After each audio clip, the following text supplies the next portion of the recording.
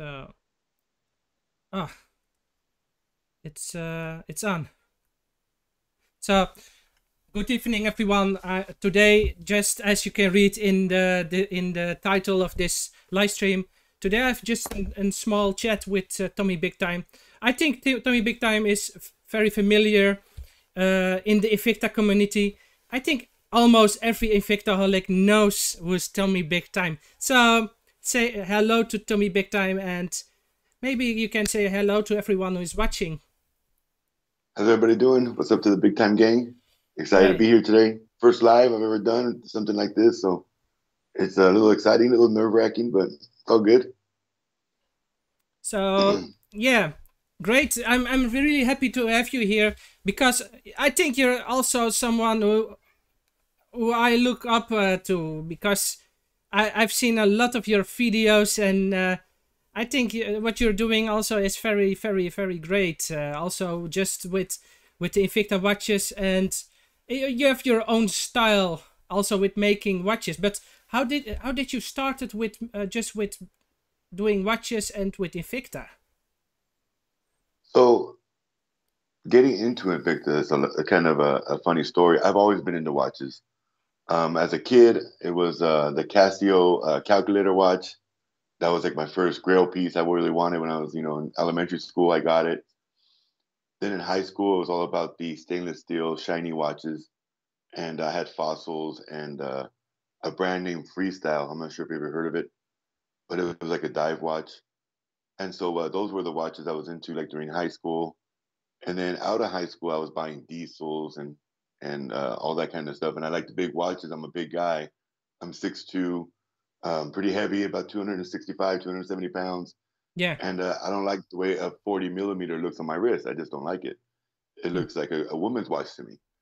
So I was always after that bigger watch. And then my buddy was wearing an Invicta one day, a Russian diver, the old ones with the canteen on the crown.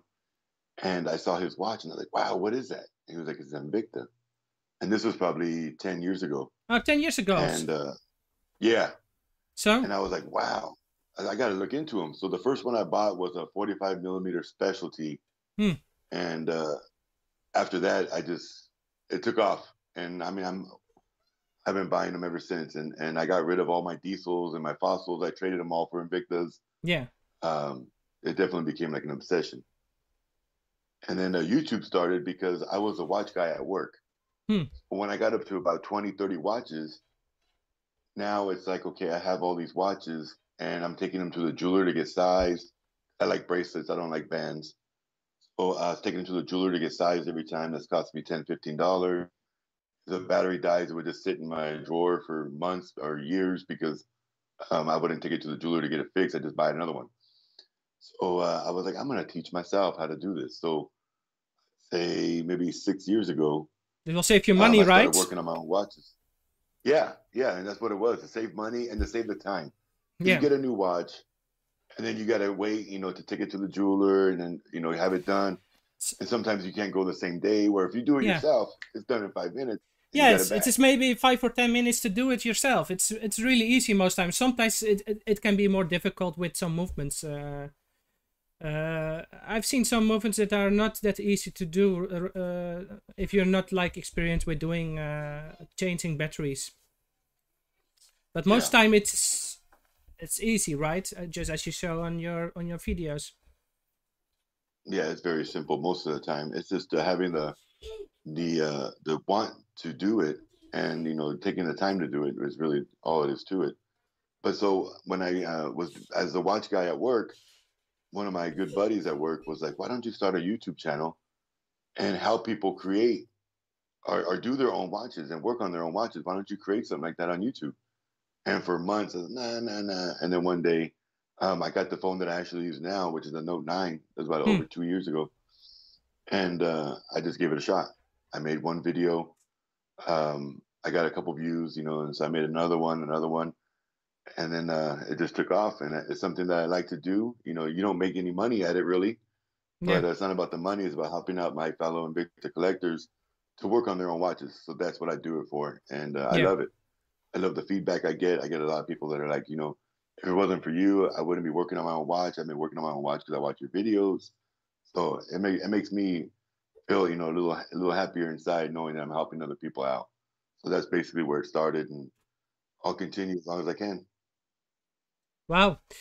Before there are already some people are commenting in the chat. I'm not sure if you can see it, Tommy, but we have Yeah. here OD Hey, Kai. OD Watches saying, "Hey Casper and Tommy, Kyle Fleming, hey guys, Yeah. and DC Worlds, hey everyone." DC Don't World. Hey, DC. and DC also says, "Don't forget to give the thumbs up." So yeah, give it thumbs Yeah, up. definitely. And also everyone who is watching, also I have also some subscribers. Everyone who is watching, also just below in the description, I put a link to Tommy Big Times' channel. Subscribe to him and like his videos. So I think that will help him. Thanks. So so that's how you started. But what do you wear today? Oh, I've got a Venom hybrid on today. This one is the Heritage with the diamonds in the dial. Ah, automatic. it's a white dial, right? Not mother pearl. No, it's actually stainless steel. It just looks white. Oh. Let me take it off. It'll be easier to show you. So it's the Invicta Heritage, Swiss made. It's a stainless steel dial with the blue accents and then the diamonds at all 12-hour markers. It's a beautiful piece. Yeah, that's a very nice one. It's a really great timepiece. And it's Venom Friday, so I had to wear the Venom today. Yeah, the Venom Friday. Today I'm wearing a very delicate. This is a new Invicta release. I think most people don't think this is. Most people think this is old and classic. But this is a release they did end 2020. So it's. I think people who follow my channel, they know that I have some contact with Invicta here in Europe, and together we produce this one. So nice. So I helped them with designing this watch. So it's based on one That's of. Very cool. It's based on one of my older timepieces. Everybody knows that my channel is Vintage Invicta, and I collect also, besides the modern. I will show. I have some here, just laying also around some modern Invictas. But besides those, I also collect those vintage old classic timepieces of them. And this one is based on one of the pieces from the 60s. So, yeah. So it's like a throwback watch, kind of. Right? Yeah. Nice. Yes, and I was really excited to do something together. They were just like really open also to listen to feedback, and I think it's really fun to do. But what is today's Venom Friday? But what is your favorite watch or model? So for many years it's been the Grand Octane. I can still say I still have a love for that watch. Yeah. But I really can't pick a favorite anymore. I've definitely changed my taste. I love the Tria, the 15th anniversary Russian diver, the one that has the 8040 that's turned, and the crown is at the 6. With the big crown, right? Or not? Not. No, it's got the crown at the 6, and it's a small regular size crown, but it's more like a square body Russian diver. Oh. That's one of my favorite new styles. That came out a few years back as an elegant, and then they brought it back at the 15th anniversary Russian diver, and I just love the way it fits, the weight. It's 52 millimeters. It fits me perfect. It's not too big and bulky. It's not too small, and there's no crown digging into your wrist because the crown is at the 6. So I really like that. The Sobako specialties, the Venom hybrids. I can't wear regular Venoms. But what if you just can choose one? Which one will it be? Really difficult question. Yeah. Honestly, I would say right now, if I could only buy one more type of watch, it'd probably be the Sobako specialty. Sobako specialty. I had one in Tourbillon, one of the first. I really love it, and I sold it, and I'm really now. Why I sold it? Really, I asked the guy who has bought it. I already asked him to just to sell it again back, but he really loved it, and I didn't get it back. Yeah. But okay, it's no problem. If he'll also like it, so I'm happy that he's happy with the watch. But I'm really now I'm still looking now for another Sepaco specialty, especially those turbulence. I'm really also excited about those pieces. Also, like you have them. They produce lately a lot of those turbulence, right? Different models, I've seen a lot of also Venom hybrids and Magnum with turbulon, and so you have a lot of those turbulence. So I'm really I still I want another of those. So somebody on the also Rico Smiles is also saying, "Hey Tommy." What's up, Rico? Yeah, he loves the RD as well. That's awesome. Yeah, that Russian diver is definitely a special watch for sure. Kyle says, speaking of the Venom Friday, UPS needs to hurry up with my watch. Are you waiting for one? Do you know which one? The weather. So the weather lately over here. So once about me, I think my grill watch will be. I've seen that Tourbillon. I mentioned it one time before with Rico Smiles when I was live with him. I still want that Tourbillon with Grand Octane. That with all the diamonds. You have seen it? Yeah, that's like a. But it's a really expensive one. Watch. Yeah, that's like $2,000. Yeah. Yeah. That's a beautiful watch, though. I just 2 different members in my group in the last week have posted that watch. One with the blue. Yeah, it's with the blue on the dial, and one with the rose gold. It's with a double barrel tourbillon, if I'm right. A double barrel it's called, but I really love the movement. It's a little bit skeletonized, right? So you can see the movement, and I really like that. Yeah, I think that will be my. Somebody is asking if you drink a beer. Tommy is when Tommy no sugar monster. Okay, no sugar monster. It's not a beer. I don't drink. Tommy is. I haven't drank in over 10 years. Fun fact. Okay. Yeah. But that is my. I think that's one piece that I really want. But once nowadays my favorite timepiece is maybe the Boltzeus, just a normal Boltzeus with the cables, and I really love Boltzeus. I've one laying down somewhere, but last time when I showed it, it had some problems with it's blue, but I have a green screen, and so it will pick up and it will show off really bad. I just got a Bolt Zeus SW500, which was a grill watch for me, and I just got that maybe 2 months ago. That's the beauty of a watch. Yeah, I have the chronometer certified Bolt Zeus, and then I have that SW500 Bolt Zeus. Yeah, I love the Bolt Zeus as well. That's another really great watch. I just did a video. It hasn't came out yet, but I did a video on the variations of movements within the Bolt Zeus line that I have. Oh. Because I have automatic SW500. Yeah. Then I have the SW200. Yeah.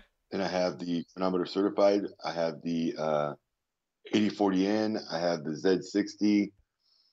BD53. I have all those within the Bolt Zeus collection that I have. But you have also the one I have. The difference.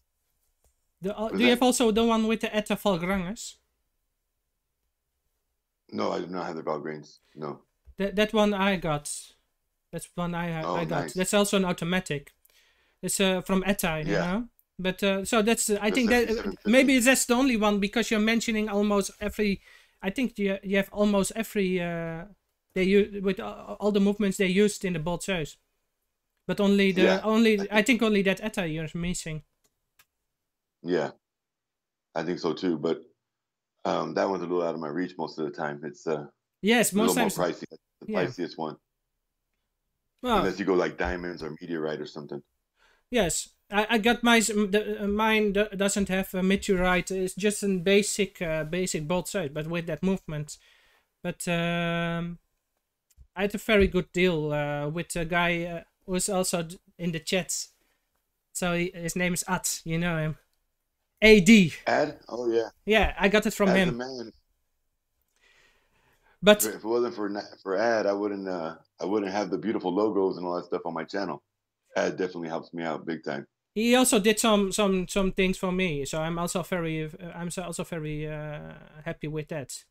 Yeah, Trap Fishing is Yeah, also here. Hey, Ad's Trap a good buddy. Fishing, welcome. Sorry, I'm just kidding. So we have a lot of people who are watching. So one via Twitch, 9 via YouTube. No one on Facebook. Uh-oh, Trap Vision's on. What's up, Trap? Yeah. But when's about your channel, also on your YouTube channel? What do you want to reach within maybe the coming years? So, I've set goals and I've set giveaway goals. So the first goal was 1,000 subscribers. Yeah. I did a giveaway. So we got there. It took a while. It took a lot longer than, I didn't know how to judge YouTube, so I thought it'd be a lot quicker. It took a long time. I got to 1,000, did the giveaway, and then I set the goal for 2,500. We met that goal. I did another giveaway, and now the next goal is 5,000. Oh. Right now, I'm almost at 3,300. I'm a few away from 3,300 at the moment. It's been a lot slower lately. I think, a lot of people either don't have a YouTube account or come in and watch but aren't interested enough to hit that subscribe button. And it's a struggle. But if you let that number, slow you down, then it's going to be something that holds you back. I look at the subscriber count, of course, because I like to see it continue to grow. Yeah. But I really have no cap or no goal. It is what it is. As long as people are watching and learning how to work on their own watches, that's what I take from it. And I enjoy doing it for the most part. So yes, I know you're struggling because I'm following you. I think almost from the beginning, but on my personal account. I have this YouTube account, but I have also a personal account. So I know when you started, and with the 1,000 giveaway. I do the same. I have also 1,000 giveaway, but I'm still far away from the 1,000. So I think it will also take maybe 1 or 2 years before I will give it to someone. Yes, but I will eventually. I will just keep the watch, and when I reach it, I will give it to someone. So yeah. Yeah. So that's the one thing I've learned from my experience on YouTube is consistency. So what I do now is I don't upload, Trap Vision is a perfect example. Trap Vision will shoot a video today and upload it today. So normally if I make a video today, you're not going to see it for 2 or 3 months. Huh. So I have I call it my queue. So I have, let me grab it. I have my little 5-year calendar here. And so what I do is I shoot a video today, and then throughout a week or two, I'll edit it, put it together. Yeah. And then I will upload it privately onto YouTube, and then I will set up all the description, the thumbnail, all that good stuff, and then schedule it for a date to drop. And that way I'm consistent. Every Tuesday, Thursday, Saturday, there's a video coming out at 7 a.m. People know that they can rely on the consistency. If they want to watch me, it will be there at 7 a.m. on those days. And I don't have to worry about a panic to shoot a video to make sure that I make my scheduled date. I already have stuff in the queue. So right now I'm scheduled all the way up to beginning of April. I have stuff ready to go already in the queue, just waiting to release. So that makes it really easy for me, and that keeps me very consistent. So that's the way I've been doing it. Now, if I get a new watch where I want to be able to show it off quicker, I'll bump something out of the queue and put that one in so that I can say, hey, check out this new watch I just got. And before it's an old watch and it's already been out for 3 months, I get it out in front of you so you can see it. But for the most part, that's the way I do it, and it works well for me. Yeah, and it's much easier. In my case, I'm working. I'm doing it really different than you. Nowadays, I think the last weeks, I just doing only live streams every Sunday, because I don't have the time to do all the editing every time. So I try to do also some reviews or so maybe some more in depth into a watch. I have done several of those, and I still also have some in my queue to do that. But I'm not like filming and I will just for over 3 months. When I film, it will be over maybe 2 weeks or maybe 3 weeks. When I film something and edit it, it will take 3 weeks before it will be online. Yeah. In my case. And mine just kind of built because it was, I was doing it like 1 or 2 videos ahead. But when I get buddies at work that'll give me, like right now I have a Seiko actually it has a dead battery. Yeah. This was his father's watch. Mm-hmm. And he wants me to replace the battery, and then he wants me to measure it so he can order a new bracelet. Because you see, his father had a very small wrist, yeah, and this won't fit him. So I get work like this from the buddies at work that I work with. So if I get 5 watches on a weekend to do, well, that's 5 videos if you look at it that way. So then it just continues to build, and my queue goes out further, further, further because I'm constantly shooting videos. I'm not going to make a guy wait a month to fix his watch. If he gives me a watch, I try to get it done in a day or 2. Yeah. So that just continues to build, the month or 2 out that I am now. It's just because of that. Yeah. Just slowly built into what it is now. So let's have a look in the chat again. I think some people are.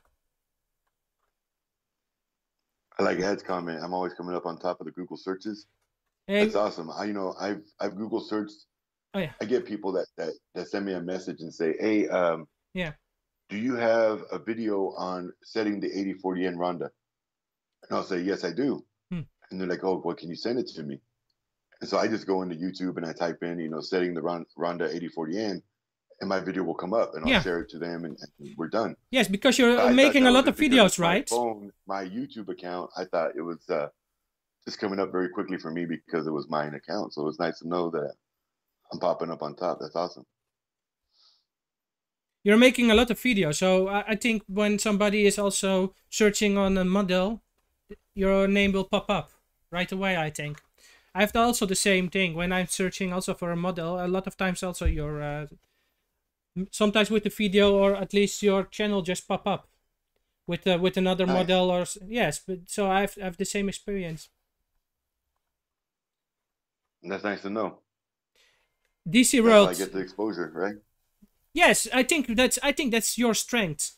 I think it's your strength that you have a lot of videos based on models and about reviews and showing off different kind of models. And I think when somebody's searching on YouTube, I think it's your strength that it will directly pop up because it's a review or something related to that model that somebody is watching. Yeah. Or looking for. And that's kind of why I title them that way too. Is if I'm just doing a show and tell, I'll put Invicta 32047 show and tell, so that when you look it up, it does come up for you. I think that's one of the main ways for us to get exposure and to get ourselves out there is to have it to where when we Google search, it actually does come up, and that's nice to know that it does. People are giving us advice. Let me see. Kyle Fleming, nice at DC. Consider yourself lucky. I'm waiting impatiently. I think it's about the. I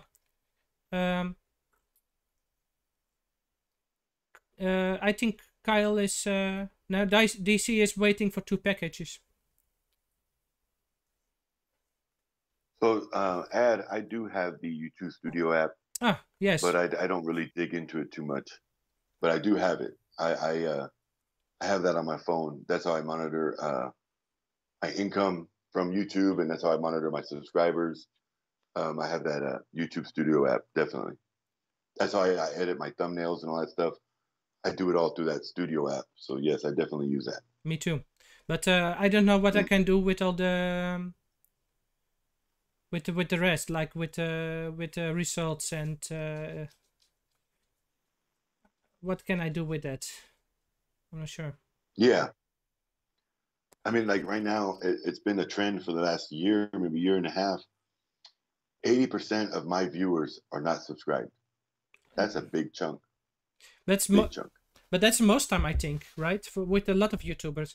Also, I'm following also a lot of big tech YouTubers. I love also to watching just some videos about computers and cameras and that stuff. But those people are also complaining, and sometimes they have 1 million subscribers or more, and they are complaining only 60% is subscribed and 40 not, or 50 or 40 is subscribed and 60% is not subscribed. Yeah. So even those really, really big channels, not everyone is subscribed to it. Definitely.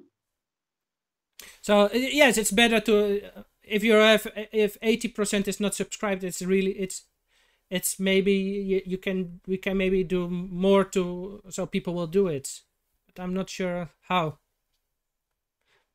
Exactly, but I mean, I really don't. I'm me at the end of the day, and I don't really have a different style. I'm not. So it's either you like me or you don't. Is the way I look at it. So I'm not going to try to cater to that 80% and be like, well, let me make videos for you. Like it is what it is. Either you love me or hate me, and I'll take it either way. But I for me to change my style, that's basically the only way I know how to do it. And unless I got like way better equipment, I work with the phone.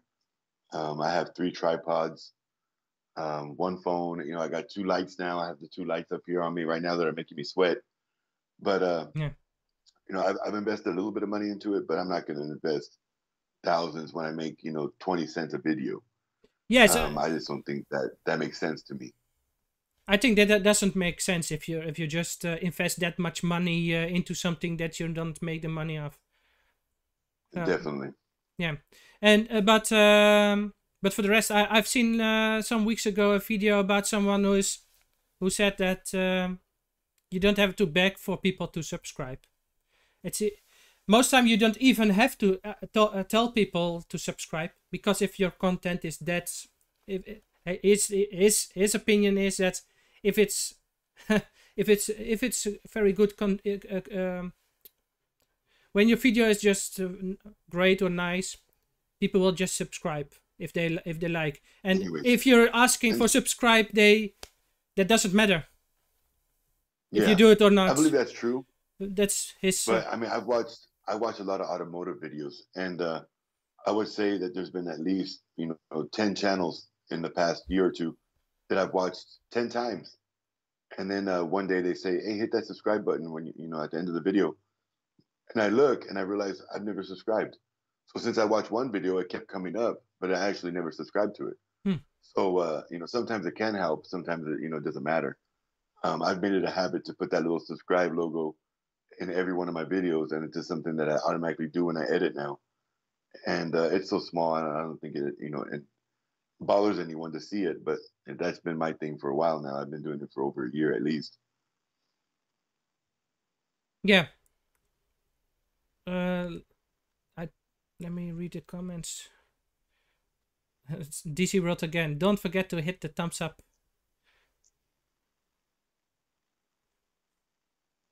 Tommy got the Invicta game on lock.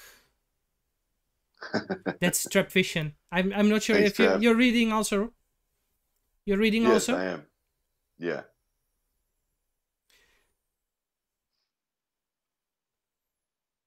Oh, Carl Fleming. I don't understand why it is hard for people to hit the like and sub button. It's free and helps the creator out. People are watching and getting free to them content that is always costing the creator. Yeah, it's not that hard, but I think maybe people don't want to subscribe because they feel committed. They maybe they have the feeling that they now have to watch, and they are like pushed to watch the videos. And I'm not sure. Do you know what I mean, Tommy? Yeah, I mean, I'm not. it's all, it's just free will. You can't force anybody to do anything. And some people are just either don't have a YouTube account, or, it's something that interests them at that moment, but it's not something that interests them a month from now, so they don't subscribe. I don't take it personal. I feel like I've done decent for what I'm doing and for what I expected. I think I'm doing great. So I don't try not to focus on that number anymore because in the beginning it was like, I want to get to 100. And then when I got to 100, it's like, we got to get to 1,000. And it was like a goal that was like driving me crazy daily. I'd watch Yeah. that number every 5 minutes. And Oh, I've definitely got completely away from that now. I don't look at the subscriber count daily.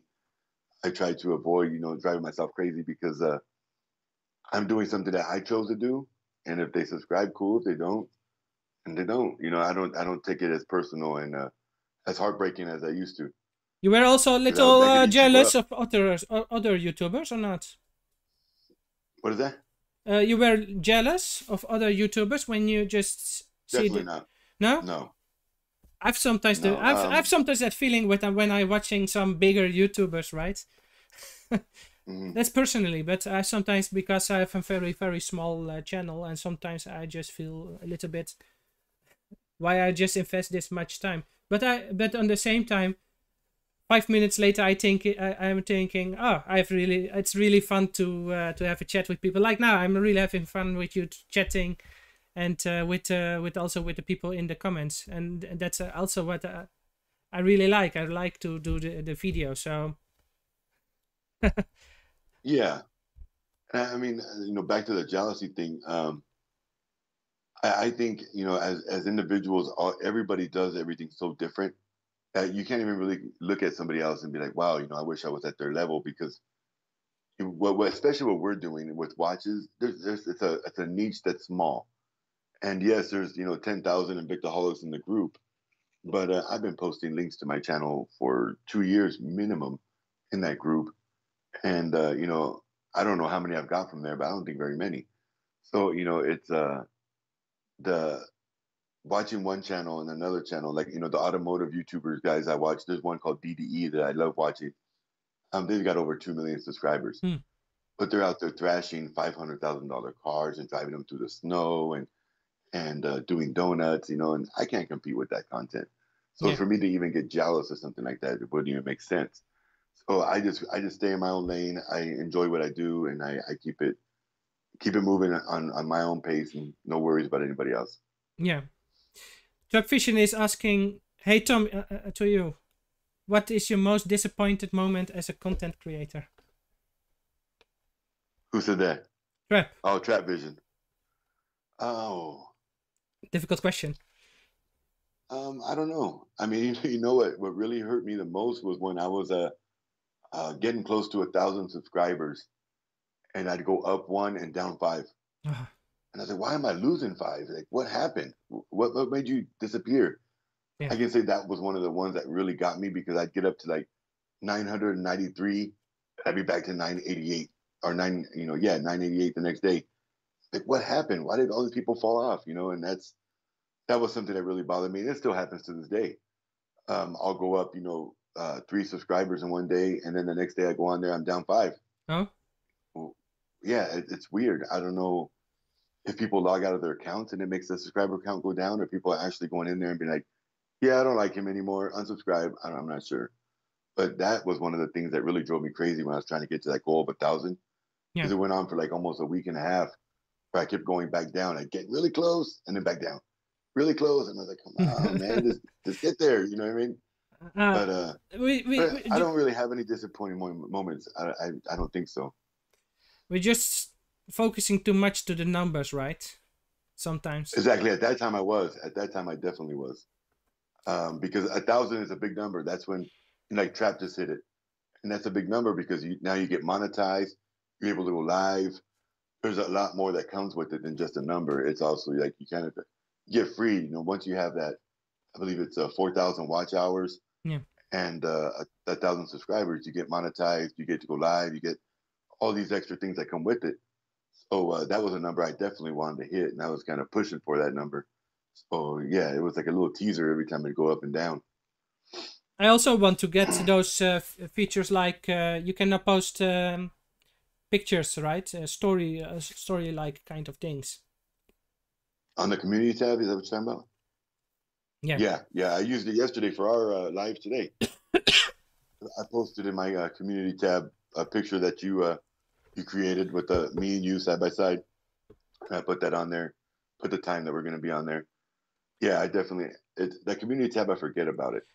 I could use it a lot more often, but I forget about it. But Tommy, you can also ask questions, right?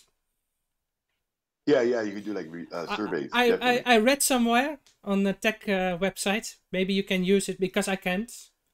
That's you. It will break YouTube when you ask a lot of those questions. You will put it in your community tab, and you will get a lot of subscribers. And I know a lot of big YouTubers. They put videos on this matter.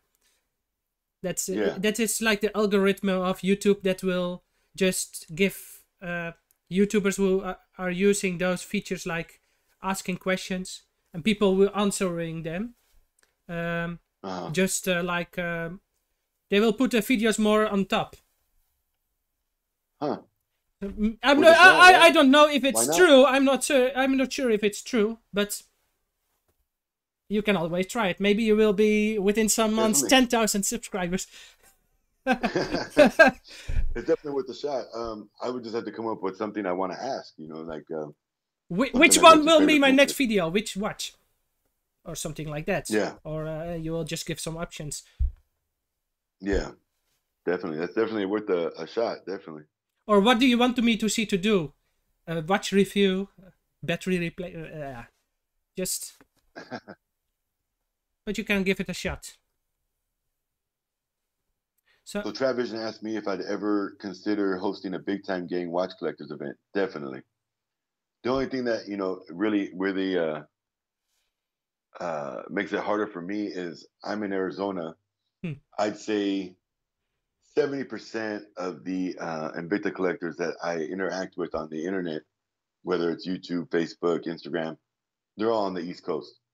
So for me to hold a collectors event here would be hard. I'd have to probably travel out to them. And, traveling isn't really an option right now. And then I would have to have, help.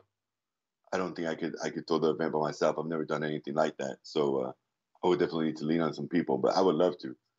I would love to have a big time gang event and be able to get some shirts made and some stuff like that. And I want to work on merch.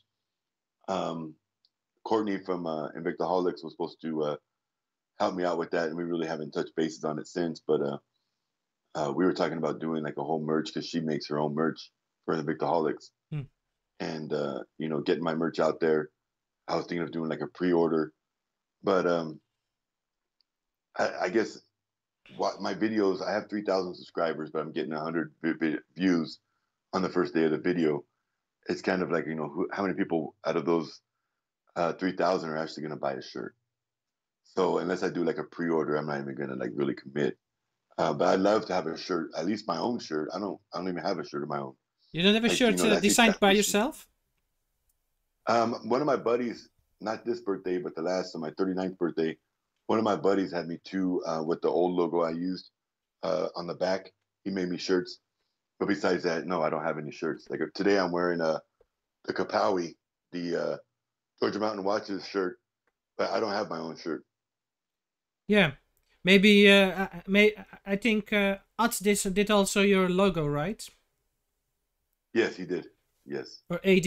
Maybe you can ask. Maybe he can also do some design for your shirt if you're. We've already discussed it, and we kind of come up with it already. It's just me pulling the trigger and actually going through with it that I haven't done.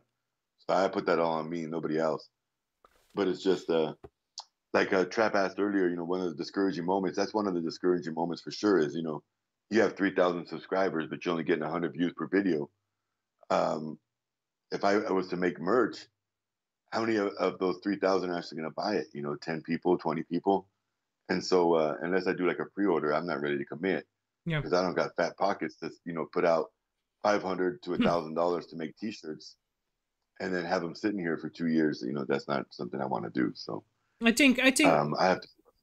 I think when you want to do a shirt, it doesn't have to be about your channel. Maybe just about the watches, about the Invicta. So maybe a design that has to do with watches. So you will have a bigger audition. So you have more people, because yeah, as you said, Invictaholics group is 10,000 people, right? Or no, or is more? It's 10 or 11,000. The last time I looked, it was 10,000. I'm not really sure. It's a lot. Yeah. By the way, about Invicta Holy Group, when I put a video on there online, they will always remove it. Really? Really, really. I did it like 3 times, and every time removed. One time, the one of the moderators are said you can't post videos. Maybe Well, they. see, I went to every moderator in every group, and I asked them. This was like 2 years ago. I was like, I'd like to promote myself in your group. Is that okay with you? And all the groups at that time said yes. I talked to Michael and Courtney. I've talked to I can't even think of moderators' names right now, but I talked to all the people in the groups, and the only one that told me no was Club Invicta. Club Invicta removed my post and said you can't do it. So I was like, okay. But out of all the groups that I was posting in at that time, Club Invicta was the only one that shut me down and said no. Hmm. Everybody else agreed with me open arms. But I think I kind of started that trend where I'm doing it, and so now when they see more in there, maybe it's kind of like, okay, relax, because I was told by Courtney a long time ago that she didn't want me flooding the Invictaholics page with my video links, so I get it, Yeah. but not everybody's willing to back us up. That's why, like, I love the way Trap Vision, John the Phone Guy, Rico, yourself. I feel like all of us here in that group of Invicta collectors, all will back each other.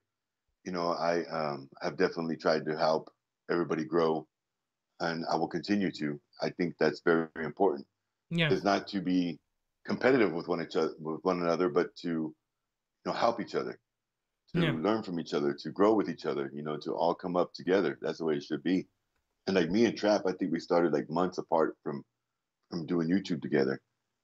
So I would definitely love to continue to grow with Trap and get up there to tens of thousands. That's definitely a dream. But Yeah. if it's a reality, we'll see. Who knows? Maybe in the future, maybe your channel will be bigger than the Invictaholic group. Maybe. Yes, That'd be nice, right? because in the Invictaholic group, I think most people are just Invicta collectors, but maybe also some of your followers are also people who just like watches. I got Yes. I got in on my on my YouTube channel. I got also some people who just like watches. I know some of them personally, so I know some of them just also like other brands like Seiko and such on, and they just follow me because I also they think my content is also interesting about watches.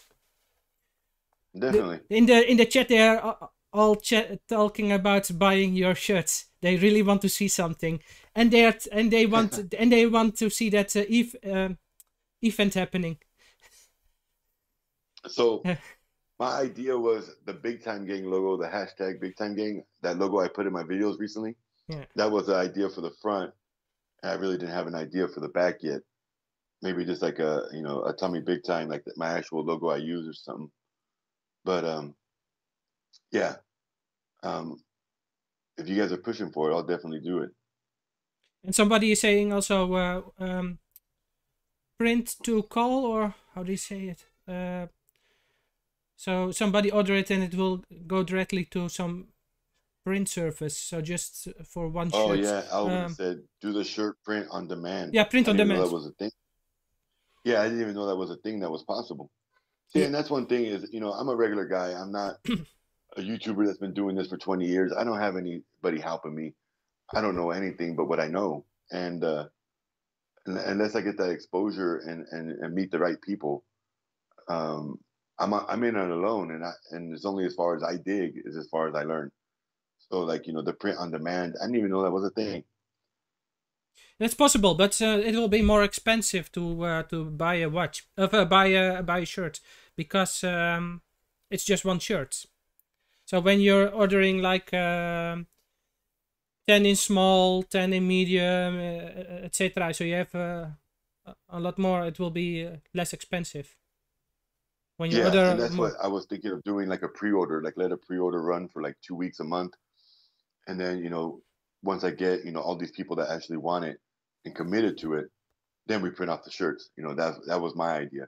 Get the design set in stone, do a pre-order, and then once I get, 50, 100 shirts ordered, then we print them. Yeah. And be more cost efficient for me and for them, because, I don't want to be charging $30 a shirt.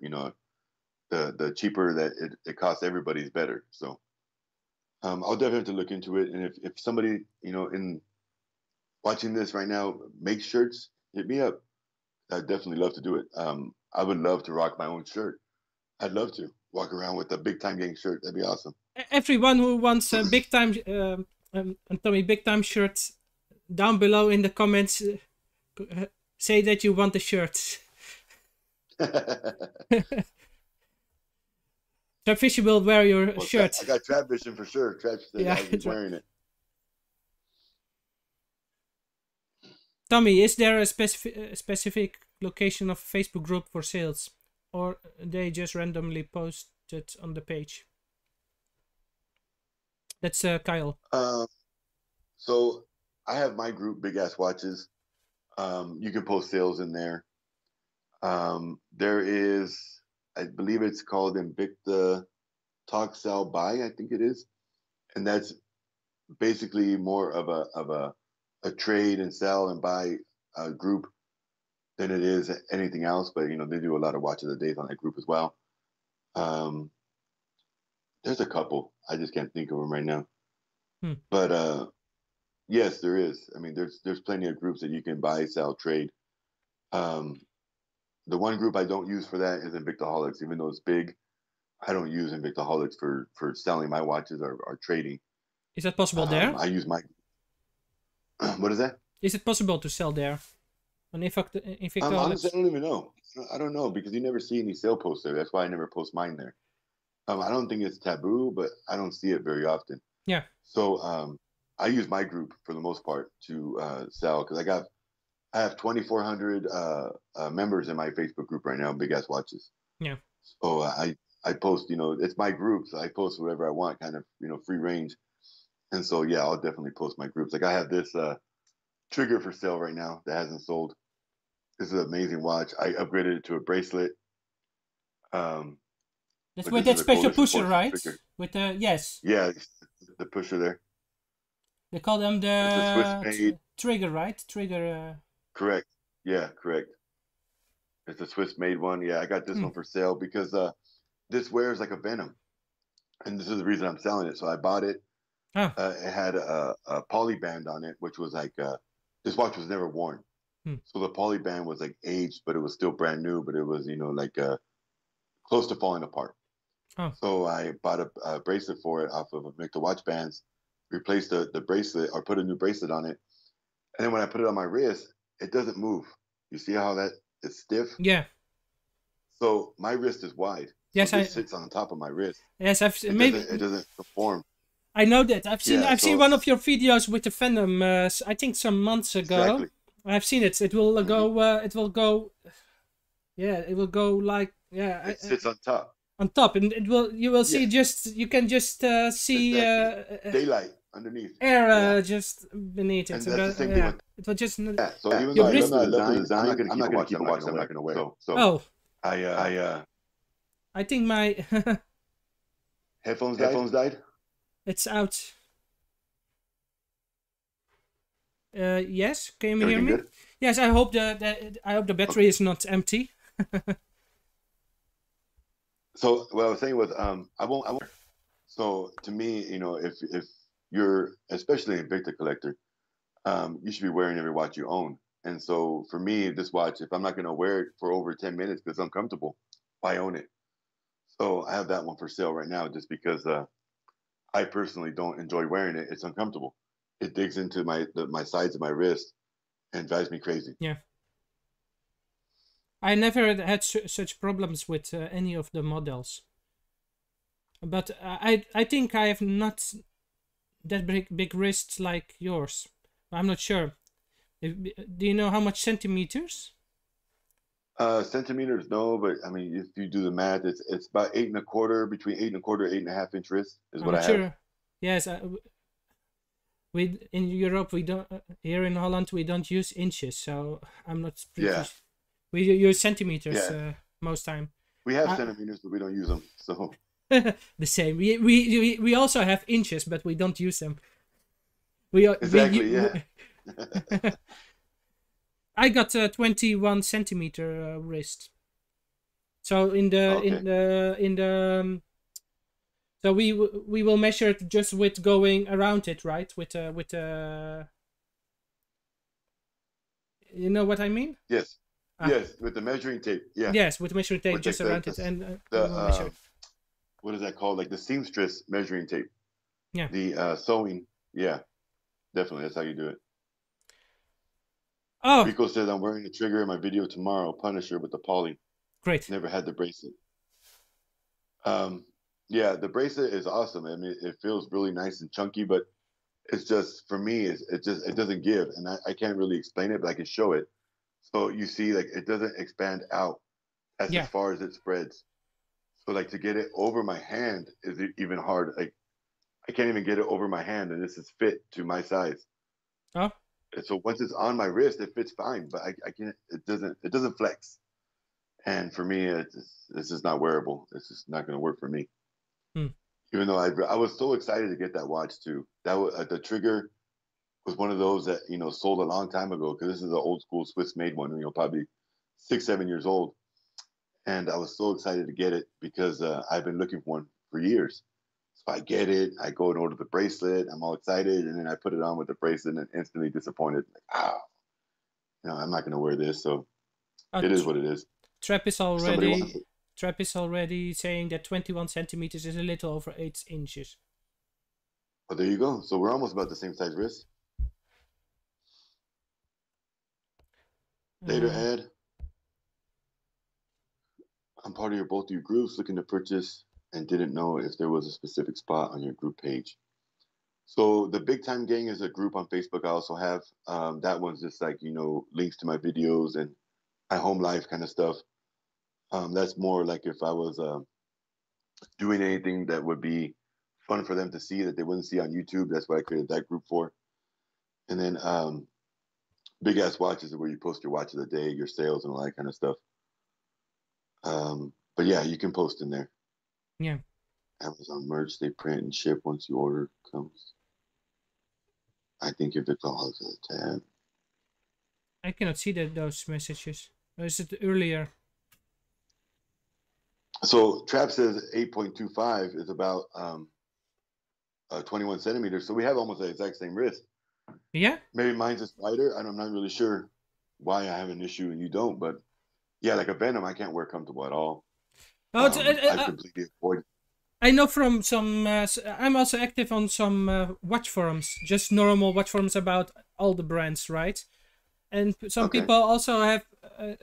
It's also depending on the shape of your wrist. Some people Yeah. has an tight, but some it can. How to explain it? Thin but wide. Yeah, I think that's what I have. Mine's thin, but it's wide. Yeah, I think So the shape maybe that's of my wrist is just different. yeah. That's why I don't have that problem.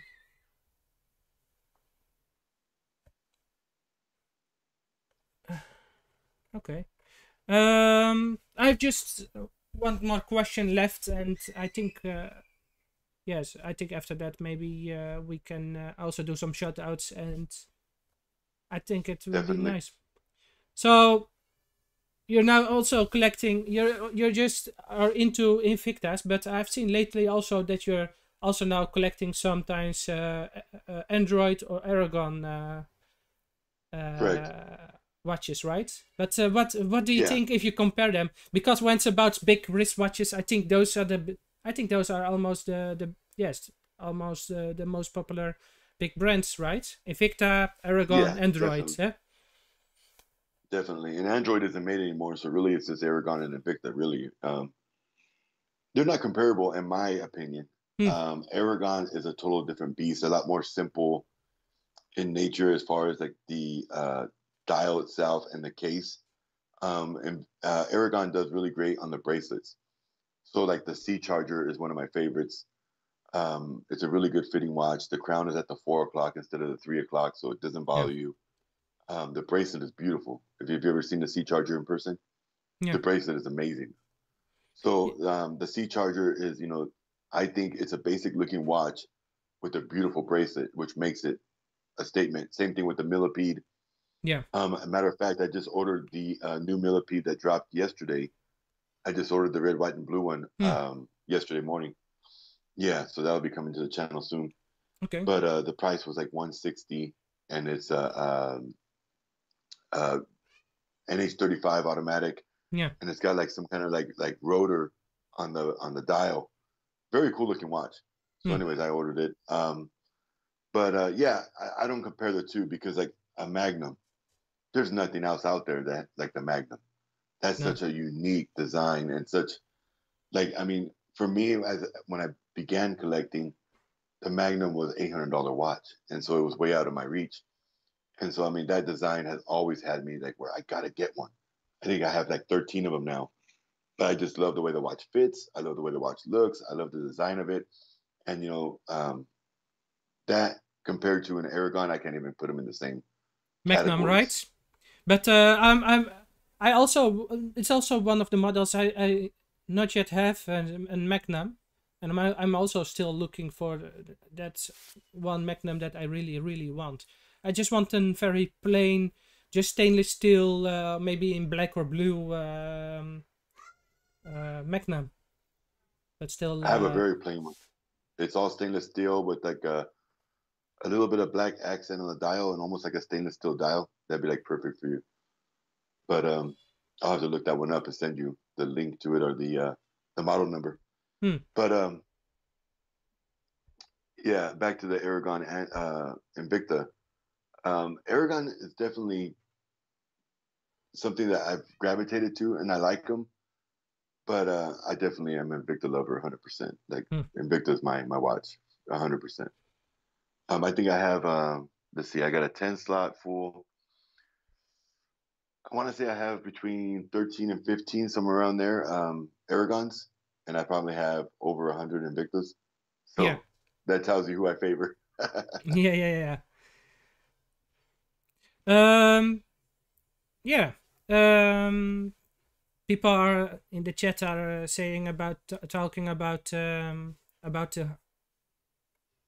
how big their wrists are. So Trackvision has a 7-inch wrist.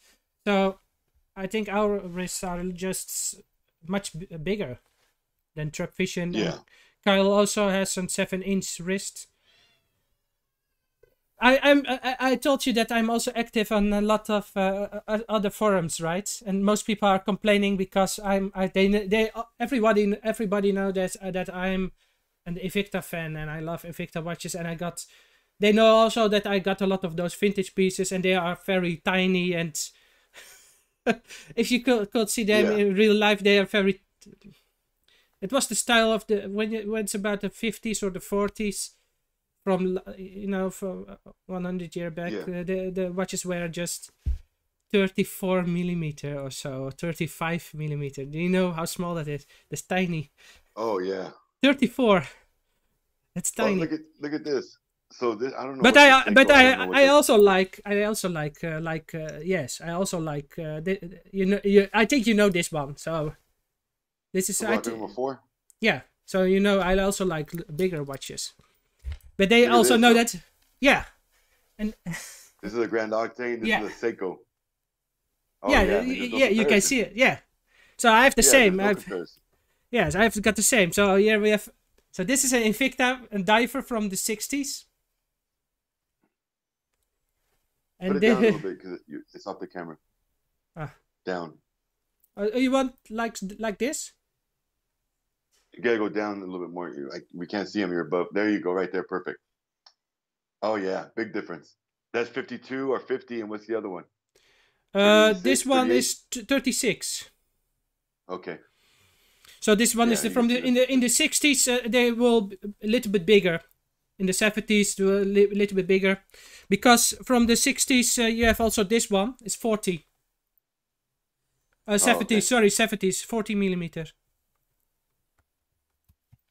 But So how do you feel about wearing those small watches? Does it feel funny to you? Does it feel normal to you after it's wearing like the too 50 millimeter, too 52 small. It's millimeter? too small for me. It's just collecting. Okay, I love the so you don't history. wear them. Uh, Sometimes just for fun, but it's not that I'm really wearing them. Maybe I will just do it, maybe just one or two times, just because I think it's funny to do and to have to be a little bit feeling with the watch. But most time it is just collecting also, and about the history for myself. I really like about what Invicta produced also in the past, and to just Yeah, know what kind of movement they use. They are all mechanical, and I love to see and hear the movements. um it's a little bit I also like history, and I like uh old watchmaking, so it's also a little bit that, and that's also why I almost went about modern Invictas. Most of my Invictas are mechanical, so this one is automatic, and my others are almost all mechanical, and I really love mechanical, but the most time they are also the most expensive. yeah, and, yeah. and I'd say like 85% of my collection is quartz. yeah, I got a question for you though. What size is your favorite size for the watch? Like millimeter wise, what's like your happy spot? Where it's not too big, not too small, what you would like to keep it at, it's depending on my size wise. mood. It's depending Oh, on really? my mood. Yes. So today I'm wearing that watch that is 40 millimeters. So this one is 40.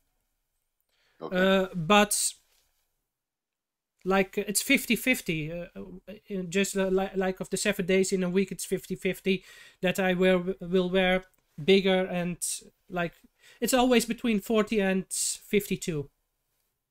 Okay. Between 40 millimeter and 52 millimeters. So I think this kind of size watches will get just as the same time wrist time as 40 millimeters. It's really Hmm. difficult. It's just really depending on my mood, because sometimes I'm just Yeah. really.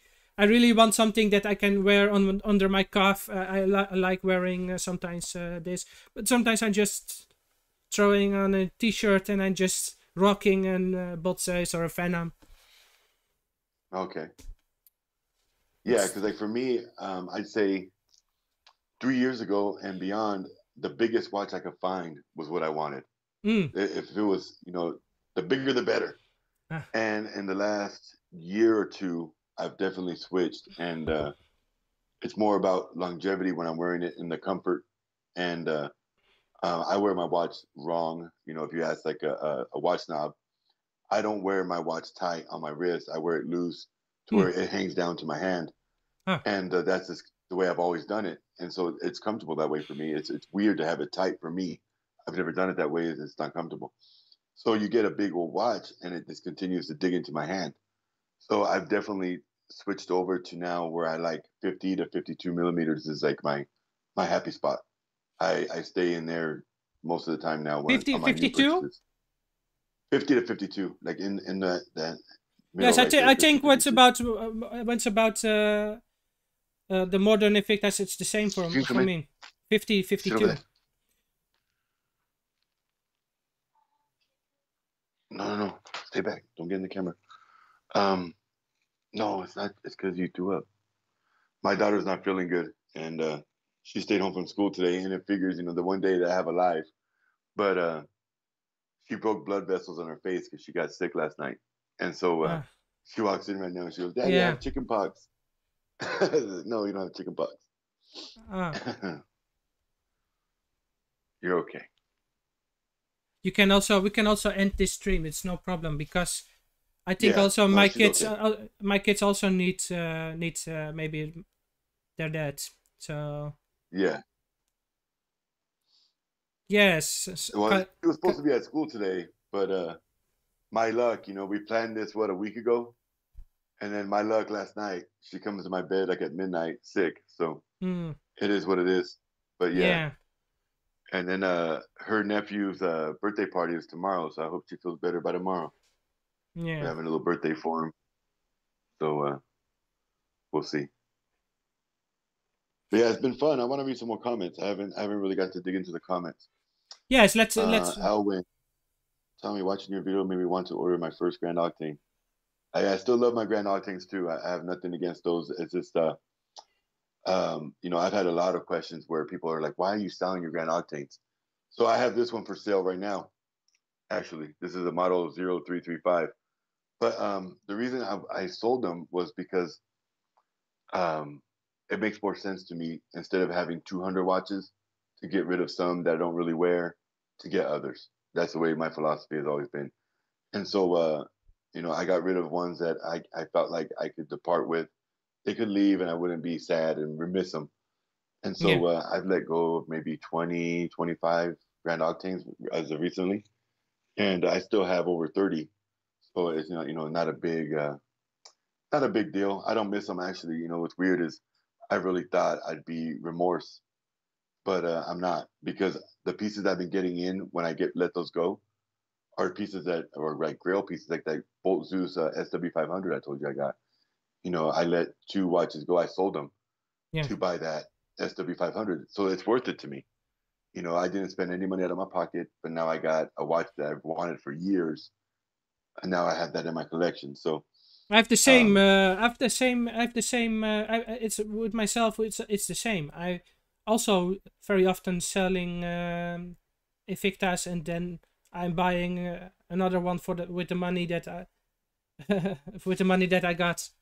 So it's just exactly. it's going out, it's going in, it's going out, it's in.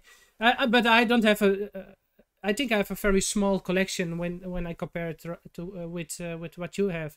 I have around 15 modern Invictas. Oh, okay.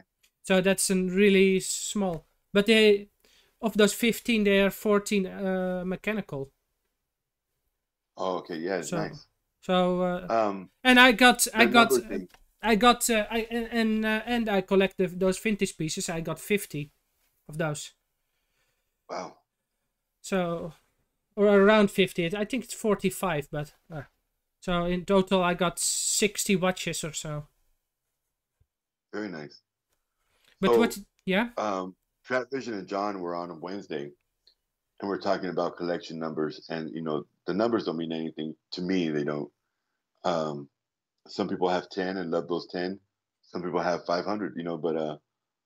But for me, it was never a number thing. It was just I kept buying everything I saw, and that's how my collection got so big. Is I'd see a watch come out on Evine or Shop HQ or anywhere else, and I'd see it, and I'd be like, I have to have it. And so it was just like impulse. I have to have it. yeah. And then that's been gone for over a year now, to where I don't shop that way anymore.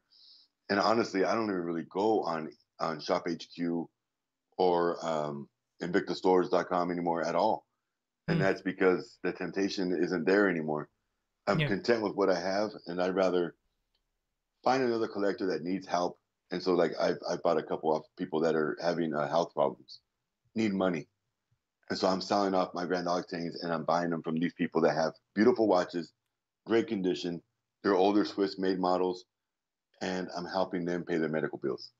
So hmm. it's like a triple win. So Yeah, that's the way I've been doing it lately. And numbers don't matter. I have a lot of watches that I bought that I regret buying. I yeah, look at it and it's like, why did I even get this? This for the beginning, it was all about just having the watch and knowing that I had it. It wasn't about the movement. It wasn't about what the size was or anything else. It was just like, I like the way that looks. I'm buying it, impulse. yeah. And I've definitely completely changed 100% on that. My outlook on that is completely different now. And I think everybody that watched me from the beginning of my YouTube channel till now will notice that. That I've definitely changed the way I buy, I trade, I sell. Everything's definitely changed.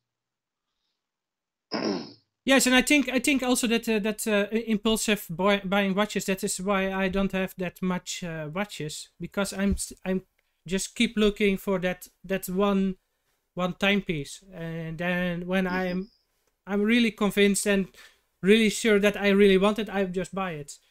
So when I look on eBay or maybe on the Invicta store, I can buy just directly maybe a Magnum, because I want a Magnum, right? Yeah, But you got to have a Magnum. definitely they have one, and I can buy it right away. But I'm just looking for that one that I really, really, really, really want. You know, Yes, I get it. that's Yeah, the definitely. I same because I understand can buy this one and this one and this one and this one, but I'm just looking for that one that I really, really want. And most time they I are, got the Tourbillon Magnum. You should get that one. The Tourbillon Magnum's yeah. beautiful. I've seen that one. That Yeah, you did a video right on it, and yeah, yeah, yeah, yeah, yeah. yes, you did a video some not long ago, right? No, But no, I'm I've only had it maybe 6 months now. So like I said, from when I got it to when you seen the video, I've already owned it probably 2 months before you saw the video. So, yeah, but yeah, that was my second tourbillon. My first one was the Venom Hybrid, and I was so excited to get that one. That was like a super grail for me. But yeah, now I've got two. I don't know if I'm gonna get a third. If I did, it'd probably be the one you mentioned earlier, the Subaco Specialty. I'd like to get a Subaco Specialty tourbillon for sure. But it's all what falls into my lap because I don't really buy new watches anymore. I haven't really bought very many. Besides that Aragon I just told you I bought. I don't really go on the sites anymore and shop, so it's kind of what somebody will say. Hey, Tommy, I've got these for sale. You interested in any? I'll look at them and maybe I'll buy something. Maybe I won't. But that's the way I've been doing my shopping lately. I'm looking for more, like you said, automatic, higher caliber type of watches yeah, because I think I have enough of the others already. yeah. Most time those are more expensive. So yeah, Definitely. yeah. But most time they are Swiss made, and I think the finishing is sometimes also much better on those. Yeah. But maybe you can tell from your experience also if I'm right. Swiss made is definitely the way to go. I mean, the Swiss made logo at the 6 o'clock doesn't mean what it does. Like if you're buying a Rolex or something, because obviously the rules were different, and the Swiss made was maybe like 40% produced in Switzerland, but the quality of Invicta was definitely to a higher standard when those were being made. Like Trap showed the Grand Octane I sent Trap. It was maybe 6-year-old model, and it's all screw down. It's got the Swiss made. It's got the 8040N quartz in it, and any model Grand Octane you buy that just came out, Yeah. nothing screw down. Um, the bracelets are a little different. The Subaco Specialty is another one that's really big. Where if you buy a Subaco Specialty that's brand new today, that was produced this year, the bracelet is a single link. So there's 5 little dividing pieces on there. Where an old Subaco Specialty bracelet, those are 5 separate little links to make one. Yes. Where the new one is just one solid piece. Yes, I So I know, mean, because this one you that can I tell showed that you, quality. this one is also a 5. I think 4 or 5 pieces with every link. So you have here the outside. You have 2 parts. You have here, yes, 2 smaller and one big and one black part. So this is also with 5 pieces for every link. Mm-hmm. So that's And what now, you. if you were to buy that same style, it'd probably be one solid piece each Yeah. link. So I definitely am more of a bigger fan of the older models for sure. Yeah.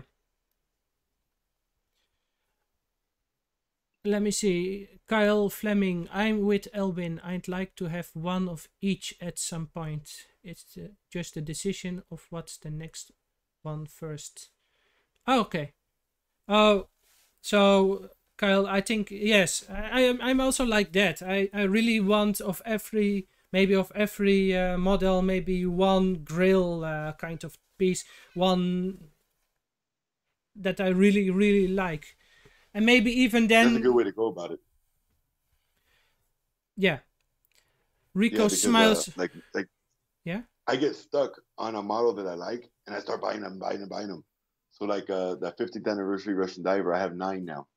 I got one, and I was like, ooh, I really like the way it fits. I have to have more. The Magnum, I got one. Maybe about 2.5 years ago. I got my first one on Invicta stores. It was a super good sale, and I had just had surgery, and I was sitting on the couch. I couldn't really do nothing, and I was shopping online. And I was like, "Ooh, that's a good price," and I bought it. I got it delivered, and I was in love. And so now I Yeah. have 13 of those. So yes, I definitely have less control than you do. Because once I like a piece, I have to have a lot of them. I don't know why that is, but I do it. I have to have like every color, every movement. I don't know. I Buying, definitely have buying, buying, to. buying, buying, buying. Yeah, I gotta control myself. I get a little crazy sometimes. Okay, okay. Yes, yeah, I think this is just how you are. Yeah. Yeah,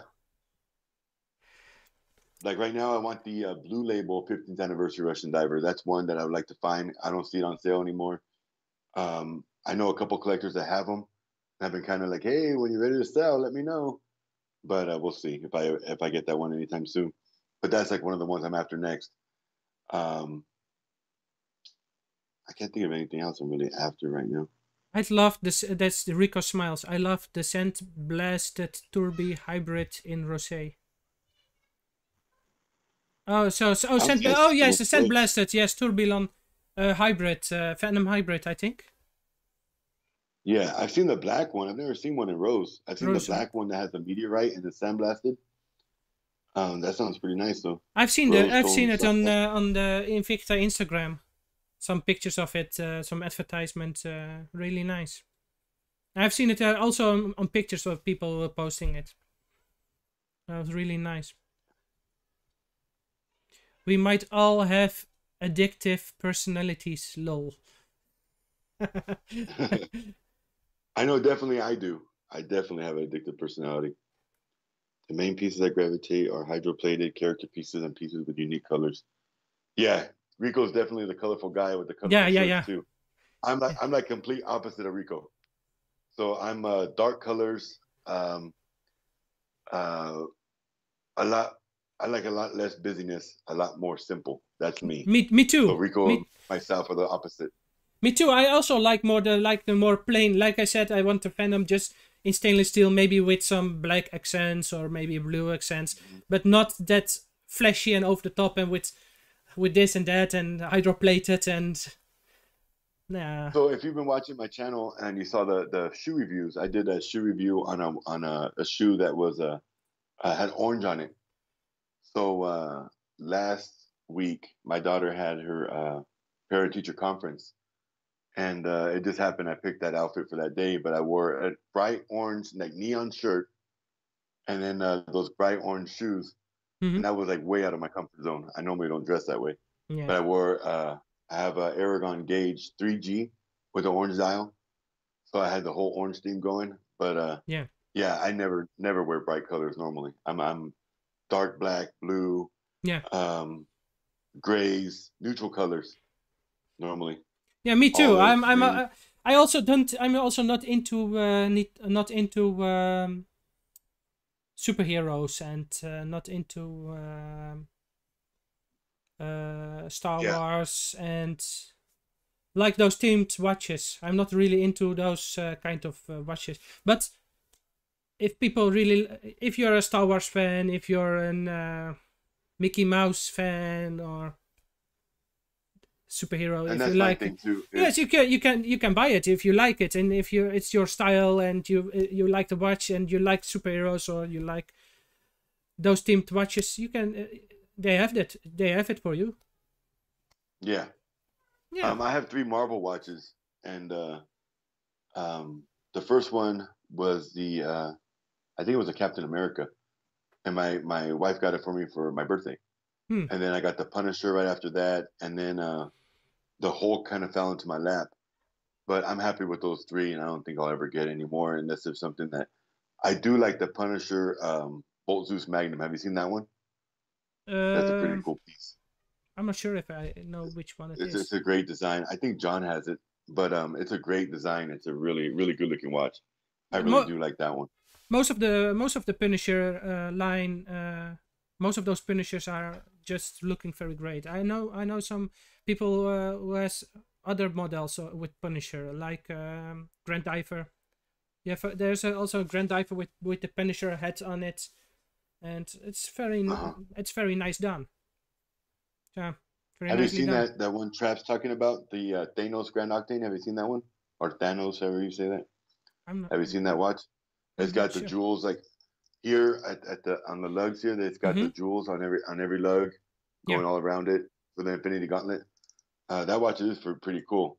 Yeah. That was one that I said if they ever made it, I'd get it. And now that it's out, I probably will never get it. But it's just me because my tastes have changed. So, yeah. So that's also possible that your taste just changed after some years and after having worn that much watches. Yeah.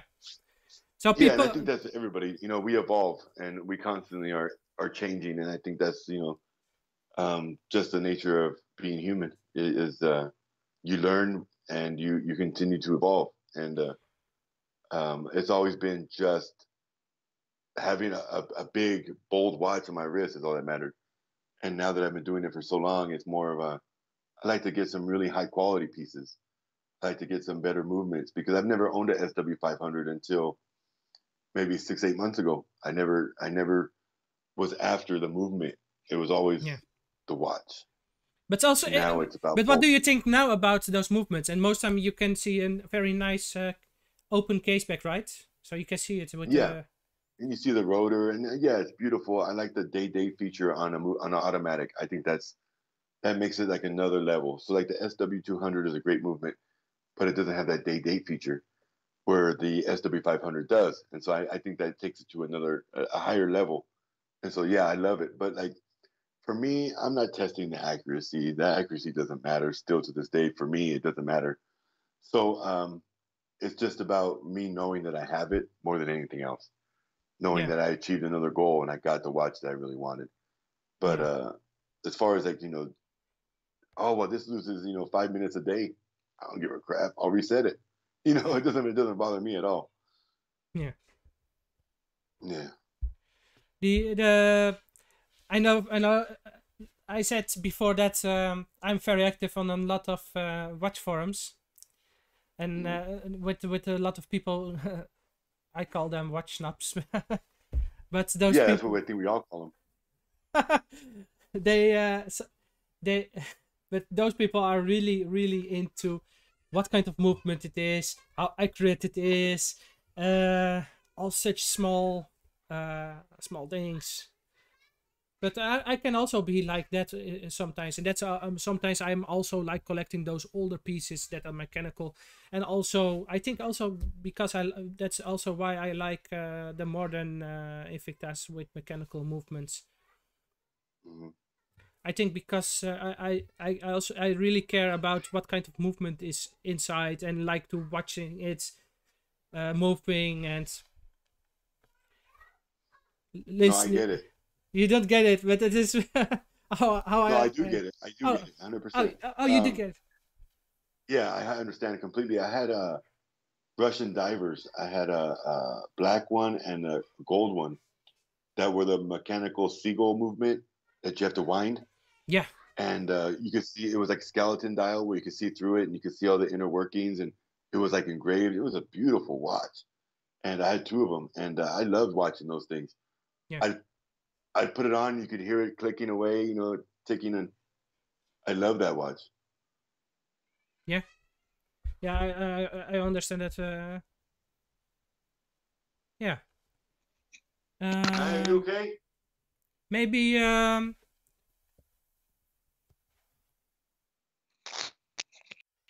maybe I'm gonna have to go here.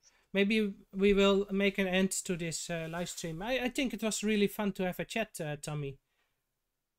Yeah, I agree. But to do it more often, I was always scared of the complications that were going to come with it, but this was actually really easy. It was really easy. So I've always, well, you're running the show though, thank God. I can help you also to just do it yourself. I told that I think I've told that before. Maybe also private I sent you that I can help you if you really not sure how it will work and how to set it up. I can help you with that. So I can send also some links to videos that will help you very easy. But I can also just guide you to set up, yeah. So that's all right. But let's do before we end. Let's do again a shout out for Tommy Big Time. Down below in the description, we have a link to his YouTube channel. Subscribe and like his video. Also, I put a link to his watch group So Tommy, no, it is Big Ass Watches. Correct. Yeah. I put a link to his Facebook group. So if you like also Invicta watches, subscribe to his group. Again, All right. thank you for your time, and I hope to see you maybe another time. Maybe we can do another live stream. We'll have to do it again for sure. Yeah. Definitely. Okay. Yeah, I liked it. I enjoyed it. All right. Have a good one. Bye, everybody. Bye.